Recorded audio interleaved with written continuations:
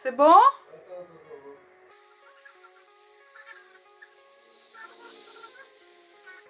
Là, c'est bon?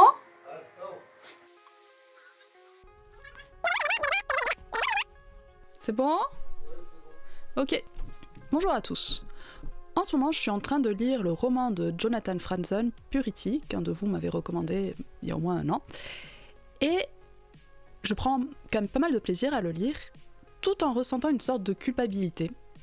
En fait, à me dire que c'est un livre de littérature populaire. Peut-être plus que de littérature classique comme on l'entend. Et c'est là où je me suis dit que ça pouvait nous amener vers une réflexion justement sur ce que c'est que la littérature populaire et sur ce qu'on entend aujourd'hui quand on parle de ça. Et pour commencer, je suppose qu'il faudrait à peu près définir ce que c'est que la littérature populaire. Quand on entend comme ça, on a l'impression que populaire, ce serait dans un sens quantitatif, dans un premier temps en tout cas, et que donc si c'est populaire, c'est que ça plaît à un grand nombre de personnes. Mais si c'est la première idée qu'on peut avoir par rapport à la littérature populaire, on voit qu'il y a quand même quelque chose qui se glisse dans le côté sémantique donc de populaire qui vient de peuple, si je me trompe pas, parce que ça fait longtemps que j'ai pas fait de latin, mais bon bref.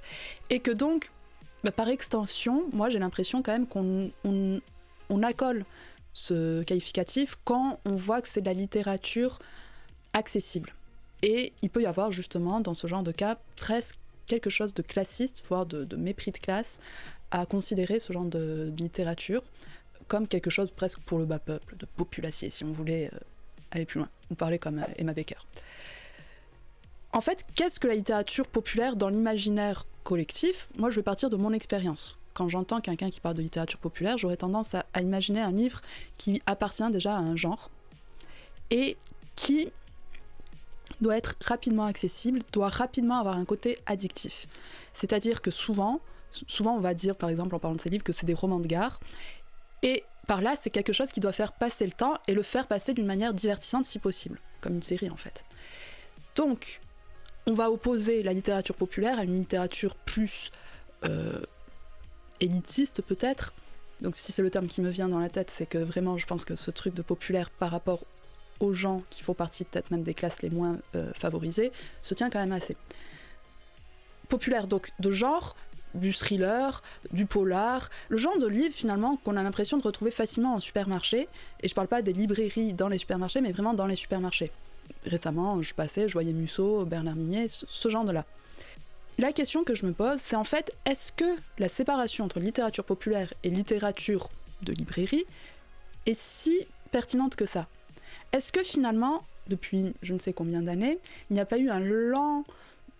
Peut-être que justement ça va paraître élitiste, mais j'ai l'impression qu'il y a eu une telle baisse de qualité dans les grandes collections et les maisons prestigieuses que finalement, pour moi, séparer un Guillaume Musso d'un David Funkinos ne se tient pas tant que ça. Ce que je veux dire, c'est que déjà, dans les littératures dites blanches, on voit qu'il y a de plus en plus une décoloration avec une littérature qui ne serait pas de genre. On voit de plus en plus des romans d'anticipation, j'en ai déjà parlé dans ma vidéo récente sur les romans d'anticipation, que je vous invite à voir. Ça fait très youtubeuse de dire ça, bon bref. Et donc, on n'a plus ce truc de littérature classique, c'est la littérature chiantos qu'on va avoir du mal à rentrer dans le livre parce qu'il va y avoir beaucoup de descriptions, ou parce que ça va être expérimental, ou parce que ci, ou parce que ça. Et il y aura de plus en plus ce côté addictif, puisque les maisons d'édition, après tout, sont quand même des entreprises, et qu'il faut clairement définir les enjeux d'un roman dès les premières pages, et que le lecteur ait envie de continuer, de le lire, quoi. Donc voilà, c'est des questions que je me pose, et aussi des questions, des réflexions vraiment sur est-ce que ça se tient, est-ce qu'on peut encore aujourd'hui parler de littérature populaire ? C'est quelque chose que j'entends au Masque et la Plume, et je vois que les livres dont il parle dans ce genre de cas, n'ont pas tellement de différence avec d'autres livres dont il parlerait avec des termes totalement différents. J'ai l'impression en fait que selon le profil de l'auteur, selon le profil de son public, on va accoler beaucoup plus facilement cet adjectif de populaire, et on va pas du tout le prendre en compte pour d'autres auteurs, quoi. Si un mot n'a pas vraiment de sens, si on peut l'accoler à telle personne ou à telle personne selon la personne avec qui on parle, ou selon les circonstances, quoi, est-ce que c'est toujours pertinent de l'utiliser, quoi. Aussi, j'ai remarqué que même moi-même, j'ai peut-être des affects un peu élitistes quand je lis justement des livres, comme je vous en parlais là, avec toujours ce fond un peu de culpabilité, de mauvaise conscience. Oh, je prends du plaisir, mais en même temps, est-ce que je me fais pas mener par le bout du nez par l'auteur à ce moment-là qui utiliserait des moyens faciles? Je crois que dans le truc de littérature populaire, il y a aussi ça, ce fait que est-ce que l'auteur qui utilise des ficelles plus ou moins grossières, des schémas assez éculés ou ce genre-là, je parle pas forcément de Jonathan Franzen, mais je pense que vraiment quand Le Masque et la Plume et tout, en sens par exemple Veiller sur elle, le Goncourt, en disant ah oui, finalement ça a marché, on se laisse emporter et tout, est-ce qu'il n'y a pas justement une trop bonne considération de soi-même lecteur qui aurait roulé sa bosse et qui finalement se sortirait de ce genre de trucs un peu cheap, de tours de magie assez faciles. Est-ce que ces affects-là, finalement, n'en disent pas plus long sur le lecteur que sur l'écrivain qui est en face? En fait, qu'est-ce que ça dit? Qu'est-ce qui se cache derrière ce genre de phrase qu'on dit? Finalement, c'est que je vaux mieux que ça. C'est ça qui ressort. Je me laisse emporter, mais bon, c'est pour la blague, c'est parce que finalement, oui, pourquoi pas, ça fonctionne, gna, ça se laisse lire. C'est un truc qu'on dit souvent dans ce genre de livre. Ça se laisse lire, je sais que je mérite mieux, mais dans ce cas, si tu mérites mieux, pourquoi tu ne lis pas autre chose? Finalement, si tu mérites mieux, mais que tu lis ça et que tu y prends du plaisir, c'est peut-être qu'il y a quelque chose qui fonctionne, qui sort de ces grosses ficelles, de ces schémas éculés dont je parlais juste avant, quoi. En fait, j'ai remarqué que dans ces livres de littérature populaire, ce truc que j'accolerais facilement sur certains livres, ce qui fonctionne, c'est loin d'être des trucs forcément de littérature populaire. Ce qui fonctionne, c'est pas le côté thriller, par exemple, ou le côté la narration qui est peut-être un peu plus épileptique que pour d'autres romans, mais souvent c'est la caractérisation, par exemple, des personnages qui est assez creusée. C'est certaines phrases, finalement, ça se lit facilement, ça se lit bien, mais en même temps, est-ce que ça voudrait nier le travail de l'auteur qui n'a pas été lourd, qui n'a pas utilisé des phrases justement alambiquées, qui n'a pas fait du beau style, mais plutôt du style efficace et du style épuré, et peut-être que c'est pas si mal, peut-être que c'est son style, et peut-être qu'on le reconnaîtrait malgré tout parmi d'autres livres. Je sais pas en fait si vraiment ce truc de littérature populaire, ne devrions-nous pas le garder dans un coin de notre tête uniquement lorsque l'on propose des livres à quelqu'un.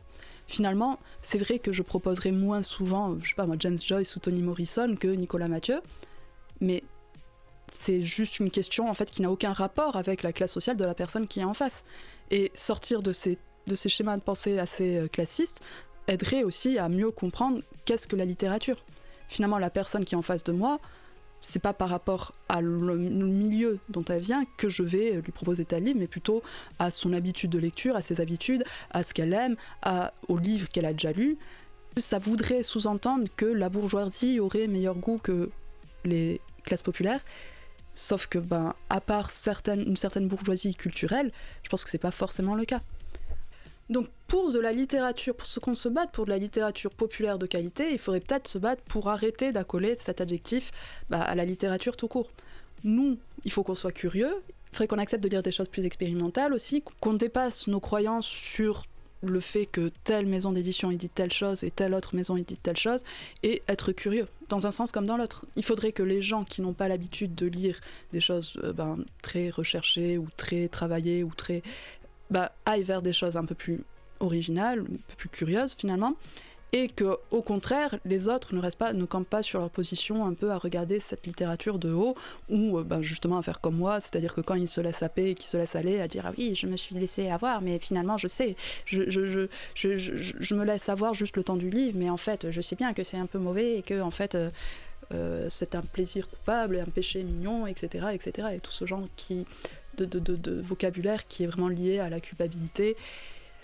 Comme si finalement on était là à manger une plaquette de chocolat Milka, alors que nous d'habitude on adore le chocolat qu'on va chercher chez un chocolatier, un vrai avec 90% de fèves de cacao. Et à chaque fois se demander, quand on entend par exemple ce terme à la radio, est-ce que c'est pas révélatrice de la manière dont cette personne considère finalement les classes populaires, et qu'elle se situe au-dessus d'elle, puisque elle est le berger qui voit ce que le loup compte faire des moutons.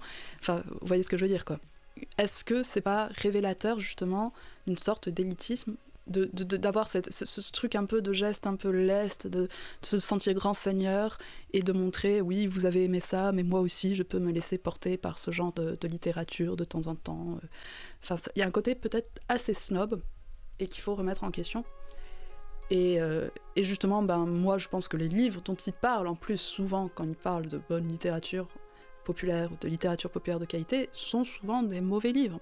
Sont souvent, en fait, des livres qui n'ont de populaire que le fait que justement c'est quelque chose avec des cliffhangers et ce côté, donc comme je disais, addictif, mais que ça en fait pas des bons livres parce que parfois ils sont aussi ennuyeux et que même justement la caractérisation des personnages n'est pas très intéressante, c'est souvent des trucs un peu téléfilmiens ou feuilletonesques quoi, et donc en fait à ce moment-là il faut toujours se demander est-ce que le livre que j'ai est un bon livre. Donc voilà, dites-moi ce que vous pensez sur la littérature populaire. Est-ce que ça vous énerve un peu quand vous entendez ce terme? Est-ce que quand moi je le dis ça vous énerve un peu? Est-ce que vous êtes d'accord avec moi? Est-ce que justement non, vous pensez que on devrait continuer de diviser la littérature selon le public qu'elle vise quoi? Je voulais vous parler aussi de mon magazine. Le second numéro va sortir je pense avant l'été si je me bouge le cul un peu. Ça a été plus dur de le faire que le premier, parce que le premier, je me suis dit sur un mois, je vais tout terminer, et d'un côté, j'avais moins de recul sur les articles, je voyais des petites coquilles ou ce genre-là, mais il y avait vraiment un côté d'adrénaline. Sauf que là, c'est vrai que ça fait plusieurs mois que j'y travaille, et je ressens une petite lassitude. Mais le résultat, je pense, est vraiment cool. J'ai plus travaillé sur le côté esthétique, sur le côté graphique, sur aussi de prendre du recul sur les articles, de les relire à tête reposée beaucoup plus que le premier. Je suis très contente des interviews que j'ai pu faire. Je vais faire une vidéo de cagnotte parce que pour imprimer 100 exemplaires, j'ai pas les fonds nécessaires. Je vais vous montrer donc. Voilà donc les couleurs que j'ai choisies, c'est un vert anis et un rose, un peu un vieux rose, un rose thé, quelque chose comme ça. C'est très intéressant de dire ça, je suppose, pour vous. Alors que le premier tome se concentrait plutôt sur les émissions littéraires de promotion, là, j'ai voulu un peu plus creuser sur justement les critiques, la critique littéraire en France aujourd'hui, et avec les émissions justement comme Le Masque et la Plume, ce qui est assez dans le thème aujourd'hui, et c'est aussi la raison pour laquelle je vous en parle. Je pense que je ferai la vidéo cagnotte certainement vers, je sais pas, je pense comme l'an dernier, pour avoir le temps aussi de récolter les articles qu'on m'a proposés et de terminer les miens. Je suis très contente parce que la personne qui a accepté la grosse interview que je fais, c'est Philippe Génada, et donc comme vous le savez, c'est un auteur que j'aime beaucoup. La seconde personne, c'est Clément Rossi, je sais pas si vous avez suivi, mais en janvier, on s'était pris un peu le bec par rapport à son livre, mais finalement, il s'est excusé, et puis ça a l'air d'être quelqu'un quand même d'assez... de prendre du recul sur lui-même et tout, et de sympathique, donc ça m'a fait plaisir en plus de pouvoir lui poser des questions sur son livre, et c'est très intéressant comme échange en plus. J'espère que ça va vous plaire, j'espère que ce sera à la hauteur du premier, et j'ai pas grand chose à rajouter. Je vous remercie de m'avoir regardé, et je vous dis à très bientôt.